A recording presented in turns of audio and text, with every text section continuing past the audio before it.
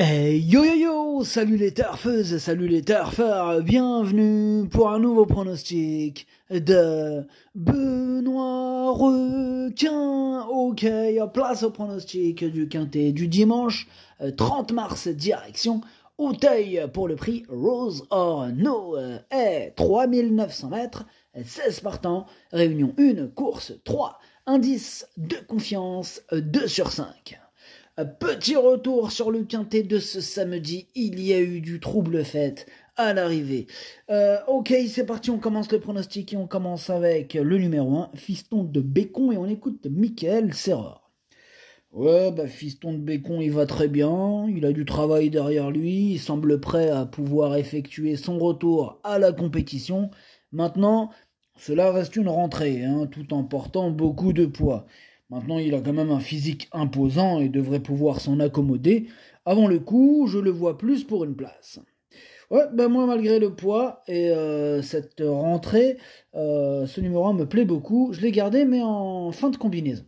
Bref, on passe au numéro 2, Lou Fast, et on n'aura pas les commentaires de l'entraîneur, c'est Robert Collet, qui est parti pêcher avec Captain Ian Barbro. Bref, amusez-vous bien. Alors ce numéro 2 fait partie de mes préférés, je l'ai gardé très haut, je l'ai mis deuxième, et je pense qu'il peut faire très très mal, donc attention à lui. Bref, on passe au numéro 3, Ultra Marino, que je n'ai pas retenu, mais qui est à l'arrière de ma petite liste des possibles troubles faits. On passe au numéro 4, New President, et on écoute Fabrice Fouché. New President est en très bonne forme. Dernièrement, pour son retour à Auteuil, il nous a prouvé qu'il était toujours performant sur cette piste. À cette valeur, il peut s'imposer. Tout sera une question de parcours, mais si tout se passe bien, il devrait encore pouvoir jouer la victoire. Logiquement, on en escompte le meilleur. Il est super chaud, Fabrice Fouché, il a bien raison, car ce numéro 4, c'est une première chance. En tout cas, c'est mon préféré, et c'est lui que j'ai décidé d'installer en tête. On passe au numéro 5, Just in Time Blue, et on écoute Erwan Graal. Just in Time Blue vient de renouer avec le succès, une victoire méritée. Pénalisé de 3 kilos et toujours en forme, on en attend de nouveau une bonne prestation.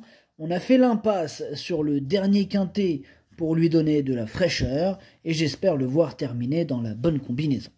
Ok, merci Erwan. Ce numéro 5, moi il me plaît beaucoup. Je lui fais confiance et je l'ai mis 5e.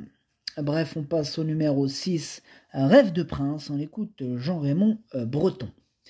Rêve de Prince est encore compétitif malgré la pénalisation, au moins pour une bonne place. Il est capable du meilleur comme du pire, mais il est généralement assez régulier. Il a bien récupéré de sa récente victoire et il est en très bel état. Tous les feux sont au vert. Tous les feux sont au vert, nous dit Jean-Raymond Breton. En tout cas, moi, ce numéro 6, il me plaît bien. Attention à lui, il peut faire mal. Je l'ai mis 6e. Bref, on passe au numéro 7, Igloo. Igloo. Et on écoute encore Jean-Raymond Breton.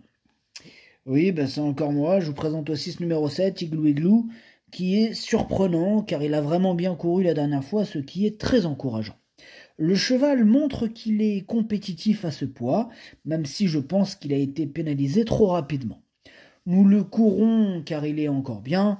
Il n'a pas été éprouvé par son meeting canois, il est capable d'être à l'arrivée, tout va dépendre du parcours. Évidemment, question de parcours avant tout, mais ce numéro 7, lui aussi, je l'ai gardé, mais en toute fin de combinaison. On passe au numéro 8, c'est Fiction du Berlay. Alors il m'embête beaucoup, c'est celui qui m'embête le plus, le numéro 8, c'est lui mon gros regret, c'est lui mon cheval de complément en cas de non partant, attention possible, cassage en vue. On passe au numéro 9, Jumper Bay, on écoute Régis Schmiden.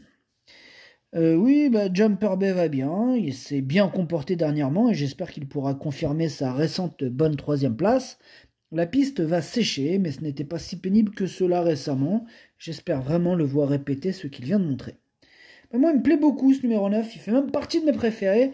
Je lui accorde toute ma confiance et je l'ai mis 4e. Bref, on passe au numéro 10, King Carolus. Lui, pour le coup, je l'ai pas retenu, hein, j'en ai préféré d'autres.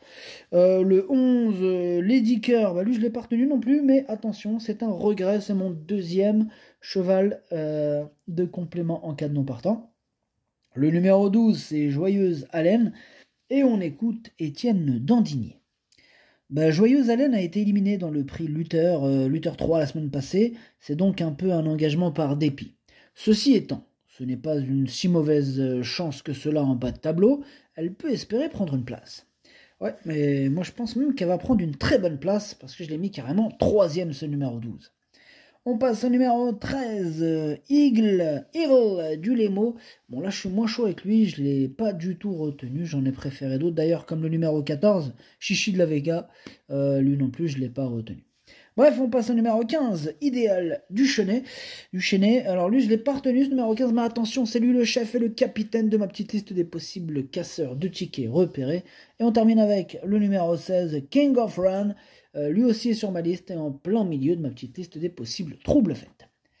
Le pronostic, ça donne 4, 2, 12, 9, 5, 6, As, 7. Merci d'avoir suivi cette vidéo. N'hésitez pas à mettre un pouce bleu si la vidéo vous a plu.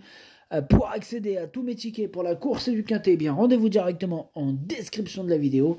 À jouer avec modération. Bonne chance. Chopez-le-moi.